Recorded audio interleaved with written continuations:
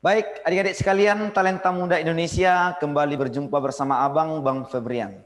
Nah, adik-adik sekalian, kali ini kita akan membahas arus bolak-balik bagian yang kedua. Jadi kita akan membahas khusus rangkaian RLC secara seri. Nah, kalau misalnya ada komponen-komponen R, kemudian L dan C dirangkai secara seri, lalu ketiga komponen tersebut kita hubungkan dengan sumber arus bolak-balik sedemikian. Nah, maka nanti ketiga komponen-komponen ini bertindak sebagai hambatan.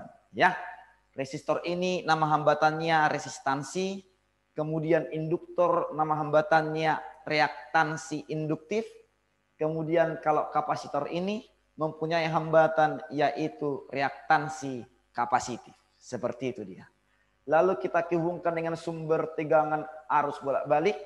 Katakan tegangannya VAC, yaitu ingat ya persamaan umumnya Vmax dikali sinus omega T. Maka nanti arus akan mengalir. Katakan arusnya arus AC. Nah, untuk dia rangkaian seri, arus di setiap komponen-komponen ini, baik di R, L, dan C, itu adalah sama besarnya. Sementara tegangannya nanti berbeda ya. Tegangan di R katakan namanya VR. Tegangan di induktor ini namanya tegangan induktif, VL. Lalu tegangan di kapasitor namanya tegangan VC. Nah, gitu ya. Lalu kita rangkai sedemikian sehingga nanti kalau kita tampilkan nanti bentuk daripada gelombangnya antara XC, XL, dan R, atau boleh abang gambar garis demikian berupa diagram garis ya atau diagram phasor. Jadi XL, R, dan XL seperti ini. Nah, antara XC dengan XL itu berlawanan. Sehingga untuk mencari resultannya ini, karena dia vektor, maka boleh abang tuliskan XL dikurang XC. Itulah yang ini. Nah, gitu ya. Antara XL dengan XC terhadap R itu tegak lurus. Jadi kalau tegak lurus bisa kita buat dengan metode Zergenjang atau kita Pitagoraskan ya. Nilai resultan total hambatannya ini itulah yang kita sebut sebagai hambatan total atau impedansi. Nah, gitu ya. Jadi karena ini adalah tadi resultan impedansi Z, maka boleh kita rumuskan dengan Pitagoras. Z sama dengan akar dari R pangkat 2 tambah XL dikurang XC pangkat 2. Nah, ingat XL ini tadi adalah reaktansi induktif. Dirumuskanlah dengan XL sama dengan omega kali L. Sementara XC ini reaktansi kapasitif. Hambatan di kapasitor ya. XC sama dengan 1 per omega kali C. Kemudian untuk mencari tegangan total pada rangkaian RLC ini. Sama seperti tegangan ini. Sama seperti hambatan maksud Anda.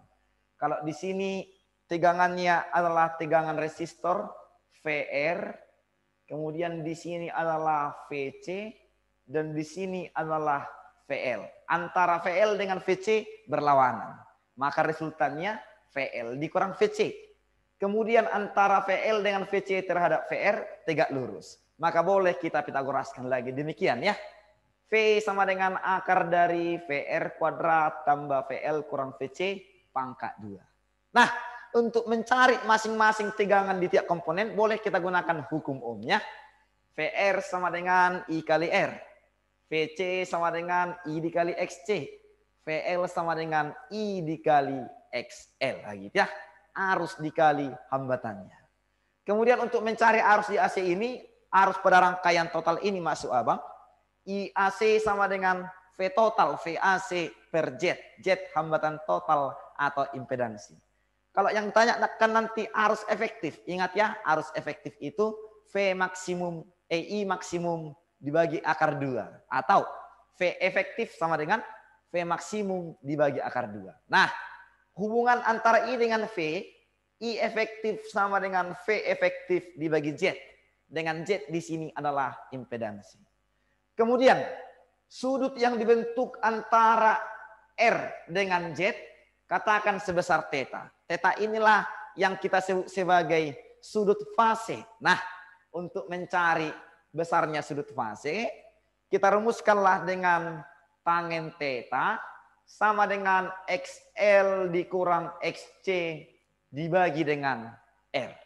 Nah, untuk mengetahui sifat-sifat rangkaiannya, jika nanti nilai XL itu sama dengan XC, XL sama dengan XC, maka kita dapatkanlah Z sama dengan akar R pangkat 2 atau Z sama dengan R. Ketika Z sama dengan R disebutlah hambatannya minimum. Nah, gitu ya. Untuk hambatan atau impedansi minimum, maka nilai daripada arusnya akan maksimum. Karena I dengan Z berbanding terbalik ya. Untuk hambatan minimum, maka arus bernilai maksimum. Kemudian, jika XL sama dengan XC, maka tangen theta berarti 0 per L sama dengan 0. Tangen thetanya atau sudut fase bernilai 0. Nah, ketika hal seperti itu terjadi, dikatakanlah terjadi resonansi pada rangkaian RLC tersebut. Untuk mencari besarnya frekuensi resonansi, itu sama dengan 1/2 V akar 1 per L dikali dengan C. Nah, gitu. Jadi rangkaian yang seperti ini disebutlah sebagai rangkaian yang bersifat kapasitif atau hambatan murni. Sekali lagi, maksud abang rangkaian seperti itu adalah rangkaian resistor murni atau hambatan murni. Kemudian, jika nanti nilai XL lebih besar dari XC, tentu nanti kalau kita masukkan nilainya ke sini, tangen theta akan bernilai positif. Nah, jika dia bernilai positif, maka sifat rangkaian adalah induktif. Sebaliknya, jika XL malah lebih kecil daripada XC, maka tangen theta akan bernilai negatif. Maka rangkaian tersebut akan bersifat kapasitif. Seperti itu. Lalu daya pada rangkaian RLC ini yang pertama ada namanya daya disipasi. Jadi kalau daya disipasi ini itu terjadi untuk RLC ketika XL sama dengan XC. Di mana tadi hambatan total adalah R. Nah, daya disipasi ini disebut juga lah ini daya yang terbuang secara percuma ya, yang sia-sia. Daya yang terbuang itu dirumuskanlah dengan P sama dengan I kuadrat dikali R. I adalah arus yang mengalir pada rangkaian, R adalah hambatan resistor. Kemudian yang kedua ada namanya daya aktif. Jadi kalau daya aktif ini adalah daya yang digunakan pada rangkaian RLC. Jadi nilainya itu V efektif dikali I efektif dikali cos C. Di mana cos C ini maksudnya adalah faktor daya. Faktor daya yang dimaksud itu adalah perbandingan R terhadap Z. Sedemikian. Kemudian ada namanya daya semu. Jadi kalau daya semu ini itu merupakan perkalian antara tegangan efektif dikali arus efektif. Kemudian ada daya reaktif. Jadi kalau daya reaktif itu adalah daya yang dihasilkan oleh komponen induktor akibat medan magnet berarti. Gitu ya. Ingat kalau kumparan itu kita aliri arus, maka akan dihasilkan medan magnet sedemikian. Disebutlah itu namanya daya reaktif. Di mana besarnya itu disimbolkan dengan R sama dengan daya semu dikurang daya aktif. Nah, gitu. Contoh untuk soal nomor 1. Diketahui ada rangkaian RLC dihubungkan dengan sumber tegangan bolak-balik V sehingga mengalir arus I. Sedemikian ya. Jika R itu adalah 600 ohm, nilai L-nya 2 Henry, dan kapasitifnya atau kapasitansi 20 mikrofarad. Yang ditanya, berapakah nilai arus efektif?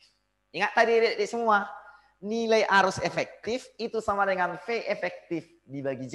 Gitu ya. Maka yang pertama kita cari berapakah nilai XL. XL omega kali L. Kita dapatkan 200 ohm ya. Kemudian XC 1 per omega C. Kita dapatkan 1000 ohm. Lalu boleh kita cari Z dengan persamaan akar dari R kuadrat ditambah dengan XL dikurang dengan XC pangkat 2. Dari persamaan itu kita dapatkanlah Z-nya 1000 ohm ya. Nah, maka untuk mencari nilai I efektif ada V efektif. V efektif ingat, V maksimum dibagi akar 2. Yang mana V maksimum? Lihat dari persamaan V. V sama dengan V max sinus omega T.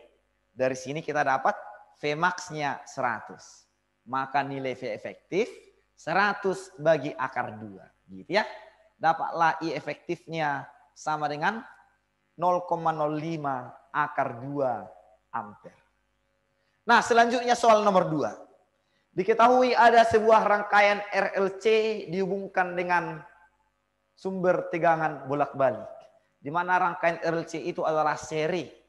Jika tegangan maksimumnya 100 volt pada rangkaian RLC tersebut, sementara katanya nilai tegangan di R sama dengan tegangan di L sama dengan tegangan di C. Masing-masing ini bernilai maksimum katanya. Lantas berapalah nilai tegangan maksimum di resistor? Nah, untuk mencari tegangan tadi dirumuskanlah dengan akar VR kuadrat tambah VL dikurang VC kuadrat. Karena nilai V ini semua sama, ya kan? VR sama dengan VL sama dengan VC. Maka VL dikurang VC hasilnya 0. Tinggallah V sama dengan akar VR kuadrat. Atau VR sama dengan V. Itu berarti dapatlah VR sebesar V 100 volt. Seperti itu. Baik, selanjutnya soal nomor 7. Pada soal nomor 7 ini diketahui ada sebuah hambatan sebesar 50 ohm dihubungkan dengan L dan C. Nah, gitu ya, secara seri. Jika nilai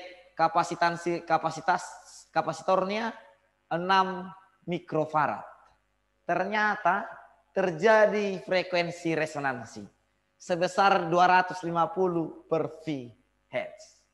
Ditanya berapakah nilai induktansi dirinya. Nah, besarnya frekuensi resonansi tadi kita rumuskanlah itu sama dengan 1 per 2 V dikali akar 1 per L kali C. Maka dari sini kita dapatkanlah nilai L itu sama dengan 2 per 3 ya. Atau 0,67 Henry. Nah adik-adik semua, abang kira sampai di sini pertemuan kita. Arus bolak-balik yang kedua ini selanjutnya akan kita mantapkan melalui pembelajaran kita di aplikasi Zoom. Tetap semangat, jaga kesehatan, selamat belajar.